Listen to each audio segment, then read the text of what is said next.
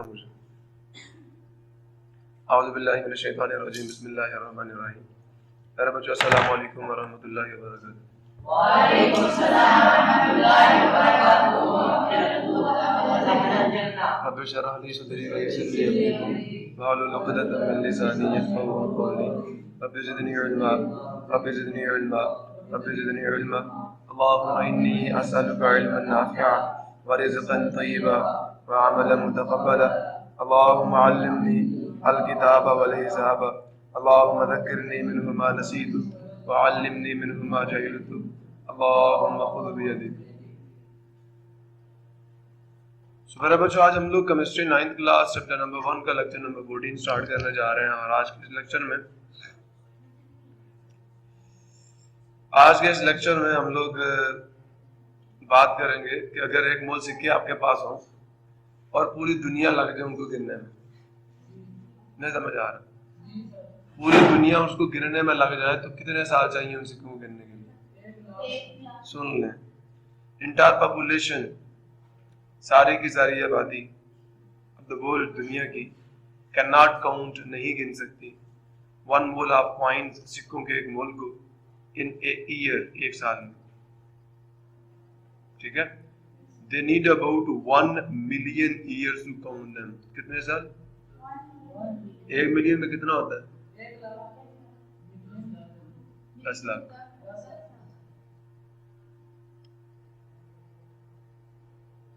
छह अरब आबादी है पूरी दुनिया की। एक मोल सिक्कों का ढेर लगा दिया और तुम सबको कहा जाए छोड़ो किताबें, आओ सिक्के गिन। समझ आया? लेकिन उसको गिनने के लिए बेटा एक साल में भी आप नहीं गिन सकते, आपको 10 लाख साल चाहिए। कितने? 10 लाख साल चाहिए टू काउंट देम, गिनने के लिए। So, when counting a pile of coins, जब हम एक ढेर को गिन रहे होंगे, सिक्कों के, it would not be convenient to count them one by one.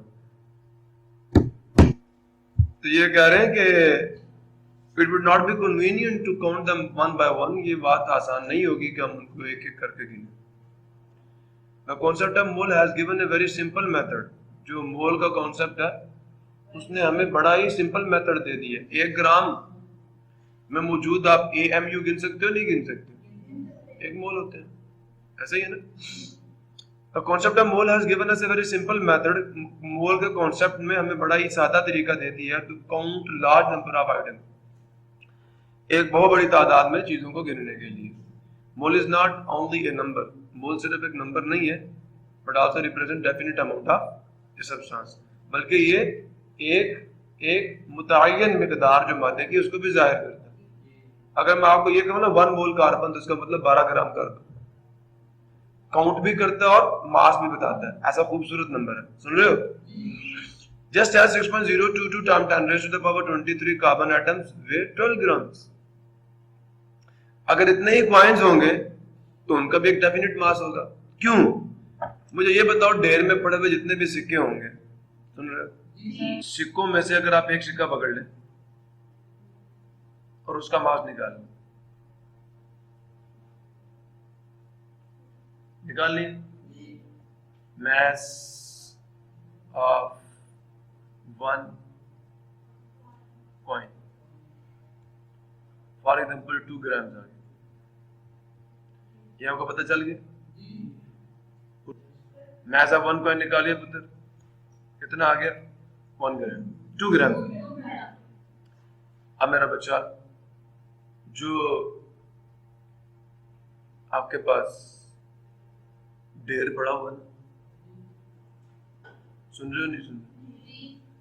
जो आपके पास ढेर पड़ा हुआ है सिक्कों का, उसका टोटल मास निकाल लो। तो मास ऑफ टोटल पाइल निकाल लोगे, mass of the pile of coins, वो कितना आ जाएगा? मैं कहता हूं 10,000 kg, ठीक है, फॉर एक ढेर था। मुझे नहीं पता इसमें कितने सिक्के हैं, लेकिन मुझे ये पता है इसमें टोटल मास कितना है। मुझे ये पता है एक सिक्के का मास कितना है। बताओ इसमें कितने सिक्के होंगे?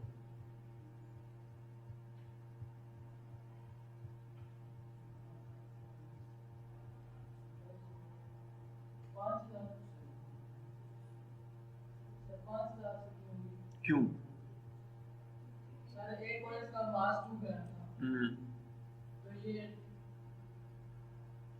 माइंड में कर रहे हो, अपने माइंड में सारा कुछ कर रहे हो, बिल्कुल ठीक कर रहे हो, लेकिन बताओ क्या 1 कॉइन का मैथ आप सबको पता है कितना? पाइल क्या? 10,000 केजी मैंने कहा है। अगर किलोग्राम का भी 1000 पुट करूं तो कितना आ जाएगा? 3 जीरो और आ जाएगा, मतलब 1 करोड़ ग्राम। सुन रहे हो नहीं सुन रहे? कितने सिक्के होंगे इसमें ये बताओ? कैसे कैसे?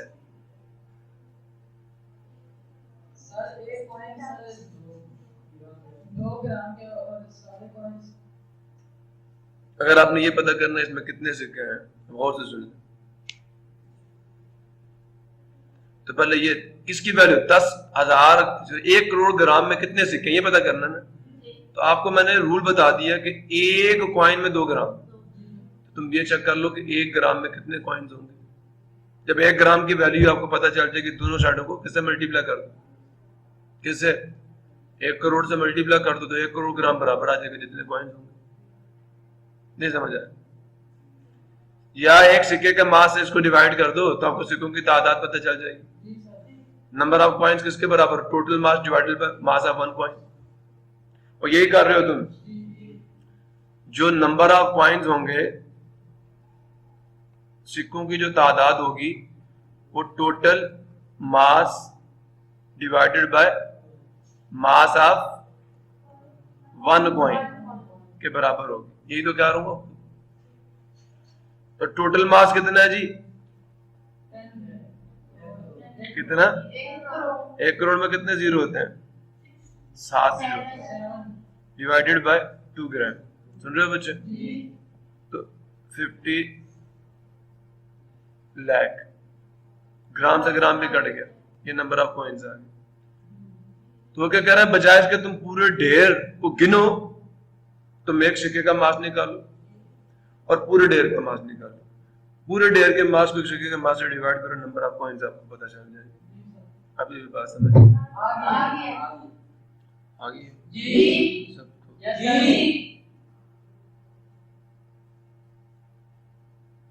तो जब ये पता करना हो कि मेरे पास इतना मास है, इसमें कितने कॉइन्स होंगे, तो एक सिक्के के मास से टोटल मास को डिवाइड कर दो,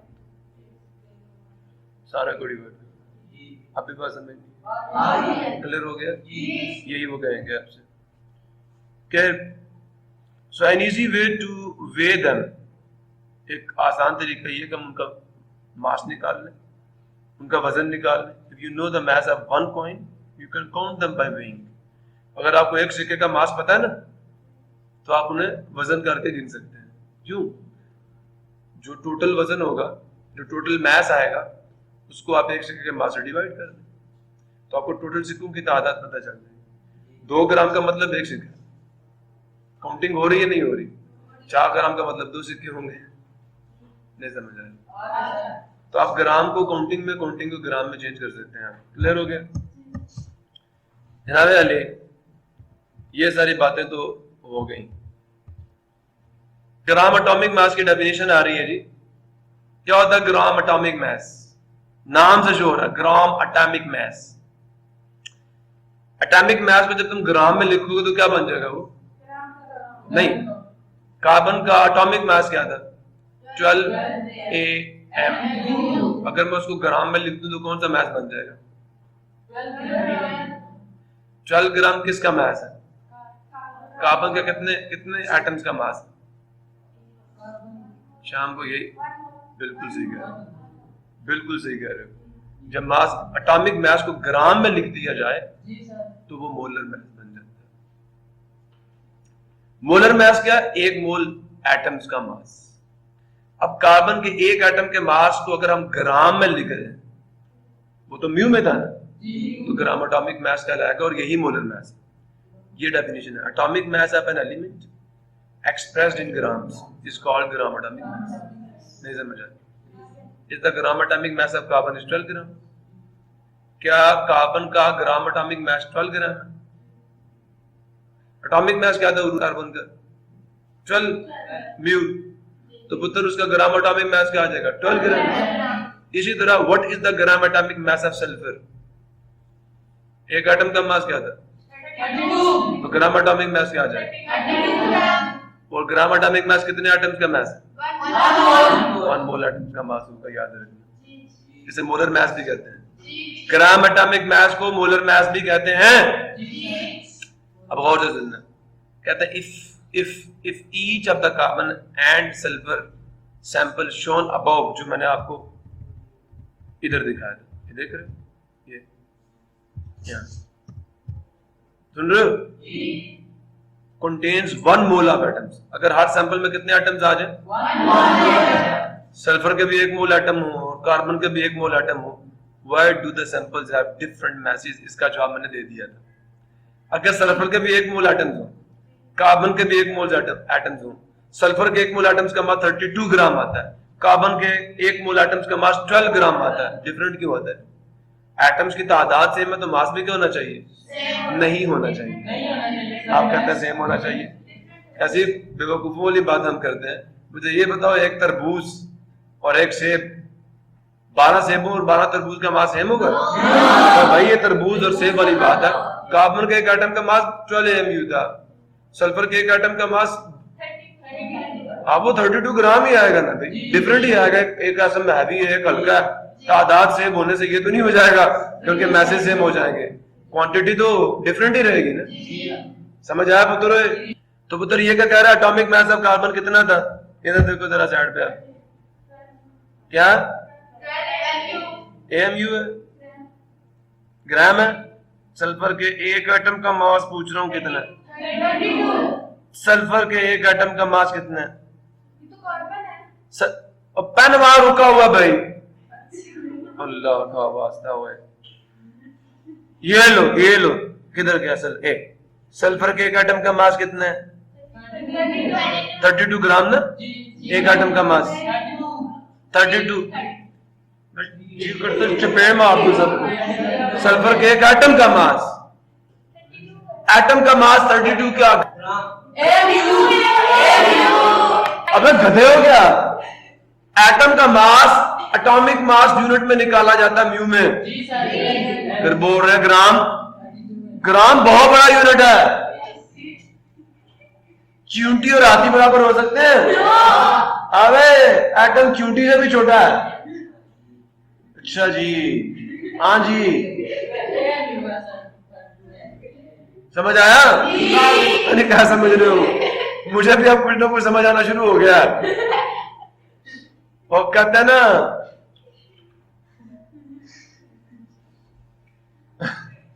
वो पंजाबी की एक कहावत है, जितों दी गोती होते आंख लोती। और मैं कहता हूँ इधर बात समझ आ गया। यस, दोबारा पूछूंगा तेरा बताना, ये कार्बन के एक एटम का मास 12 ग्राम और लाख दी रहमत हो तुम्हारा।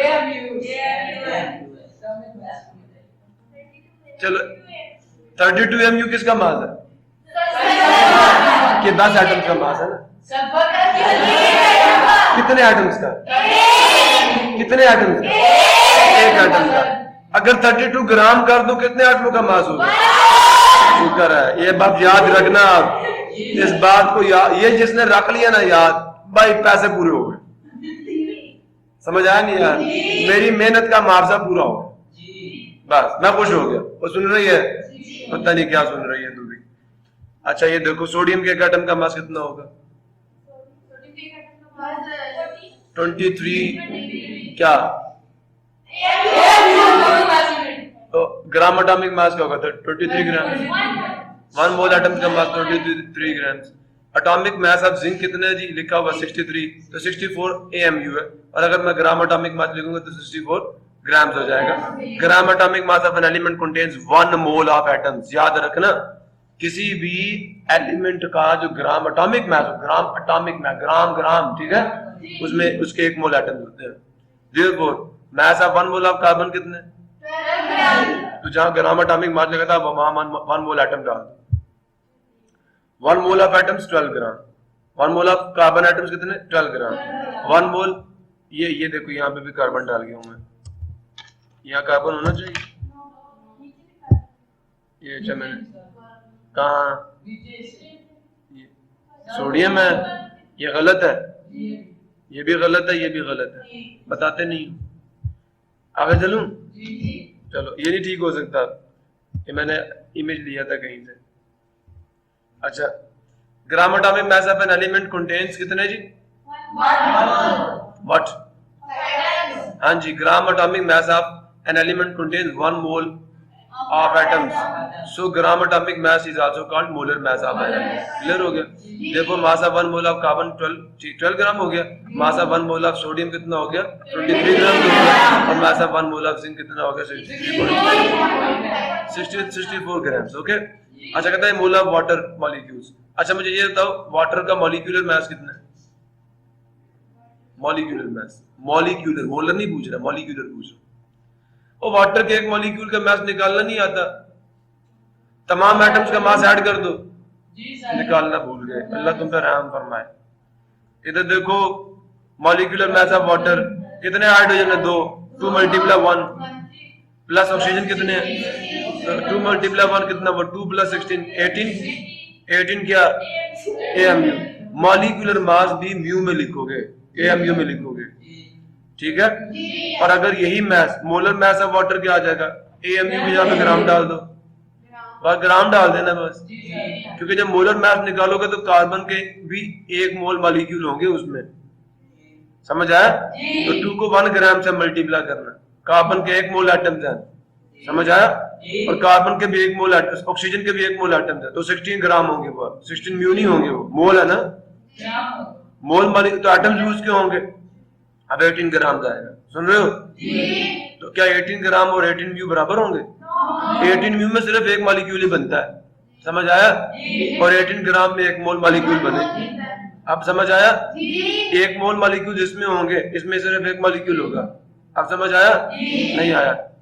18 म्यू सिर्फ 1 मॉलिक्यूल का मास है, हाँ बेटा, एक मोल होगा ना, 1 मोल मॉलिक्यूल ऑफ वाटर H2O, ये पूरा मॉलिक्यूल, फिर ग्राम आएगा ना। 1 मॉलिक्यूल का मास कितना था? 18 म्यू, तो मैं ग्राम लगा दूं तो 1 मोल मॉलिक्यूल बन जाए, ये H2O पूरा, समझ आया? ये पूरा ग्रुप 1 मोल हो जाएंगे अगर यहां ग्राम लगा दूं तो, आप समझ? सिर्फ ग्राम लगाने की देर है, ये पूरा 1 मोल हो जाए, नहीं समझ आया? इसकी मिसाल ऐसे देता हूं, जैसे आप 1 मोल अंडे इकट्ठे कर लें, उसके अंदर सफेदी भी होती है, जल्दी भी होती है, तो आप ये नहीं कहते हाइड्रोजन अलग है ऑक्सीजन अलग है, आप कहते पूरा अंडा, मैं बोल रहा हूँ पूरा मॉलिक्यूल, आप समझ आया? आप हाइड्रोजन अलग समझ रही थी, ऑक्सीजन अलग समझ रही थी ना, माइंड में यही था ना? नहीं बाजी, पूरा मॉलिक्यूल, पूरा अंडा हो रहा है, सफेदी जर्दी की बात नहीं हो रही, हाइड्रोजन ऑक्सीजन की अलग अलग बात नहीं हो रही, पूरे अंडे की बात हो रही है, पूरे मॉलिक्यूल की बात हो रही है। अभी भी बात समझ नहीं आ रही? किधर सोए हुए हैं? पूरा मॉलिक्यूल, समझ आया? अच्छा, नीचे लिखा था what is the mass of 6.022 time 10 raised to the power 23 water molecules. अगर 1 मोल वाटर मॉलिक्यूल से मास कितना होगा? 1 मॉलिक्यूल का मास कितना था? 18 ग्राम। लाख दी रहमत,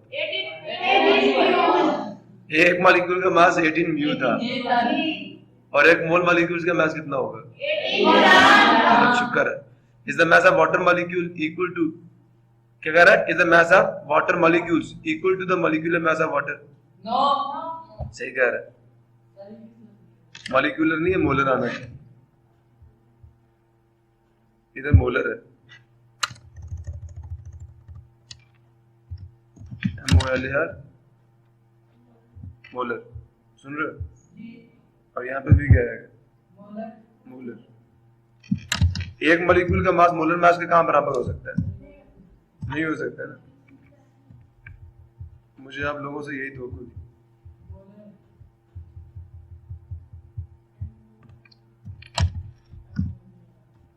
रहे हो?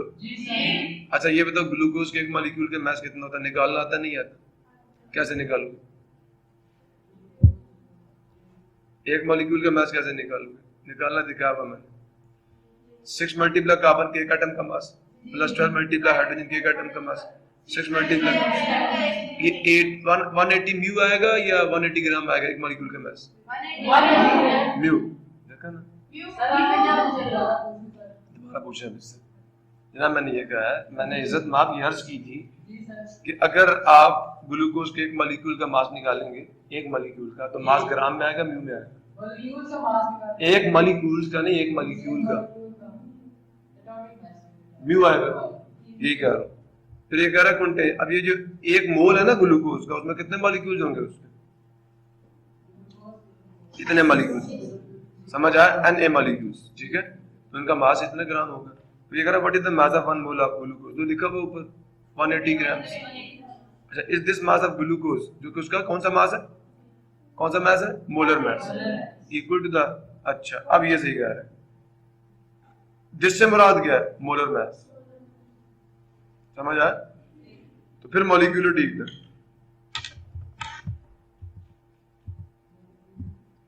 ठीक है? चलो दोबारा ठीक हो गया।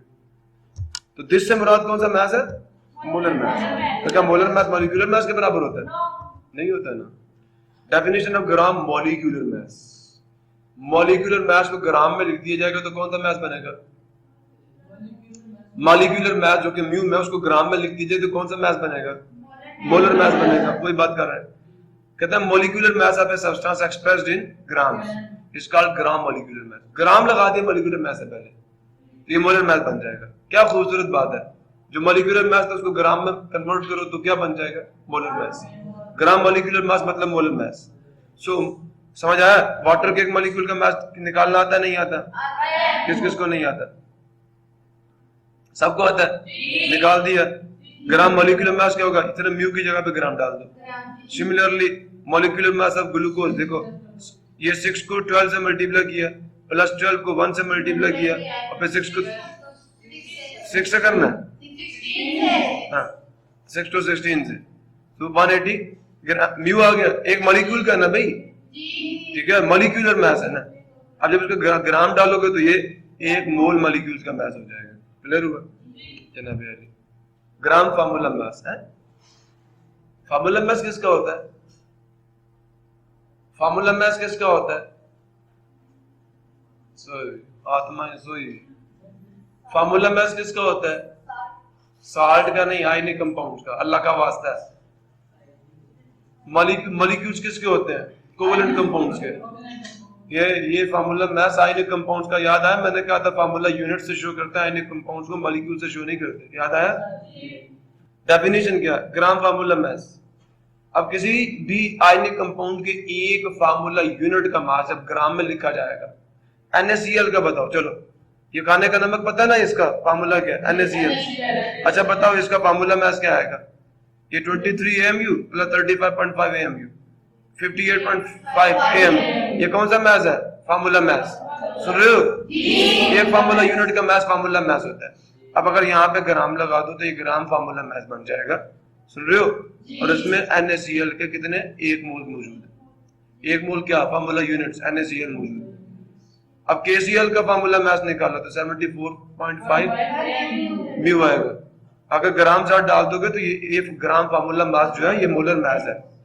तो आपने कितनी तरह के पार्टिकल्स पढ़े हैं? 3 तरह के। या तो कुछ चीज एटम्स के मिलने से बनेगी, या मॉलिक्यूल्स के मिलने से बनेगी, या फार्मूला यूनिट्स के मिलने से बनेगी।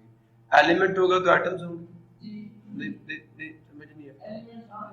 एलिमेंट्स के एटम्स ही होते हैं ना। या अगर वो 7 एलिमेंट जो है उनके मॉलिक्यूल्स आ जाएंगे। आई हैव नो क्लेवर और ब्राइट माइंड। एलिमेंट्स के भी मॉलिक्यूल्स होते हैं ना।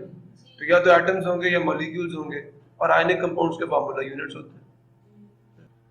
समझ आ रहा है? हाँ, इसलिए ये 3 किस्म के ग्राम मासेस निकाले। क्या? Gram atomic mass, gram molecular mass, gram formula. बात समझ आ गई है? तो सुन लो, formula mass of a substance expressed in grams is called gram formula mass. An ionic compound is represented by the formula unit. समझ आया? That represent the simplest ratio between the ions of the compound. Okay, for example NaCl, KCl, CuSO4, copper sulphate, इसका भी निकाल लेना। इसका भी formula mess, पहले एक फार्मूला यूनिट का मैस म्यू में आएगा, अगर 1 मोल हो जाएंगे तो फिर ग्राम में कन्वर्ट करेंगे। अच्छा जी, तो बंदा आपसे ये पूछ ले what is the difference between, क्या फर्क होता है between the terms gram atomic mass, gram molecular mass, gram formula मास, इनमें फर्क क्या है? बात वही है, ग्राम एटॉमिक मास किसका होगा? एलिमेंट का होगा। ग्राम मॉलिक्यूलर मास किसका होगा?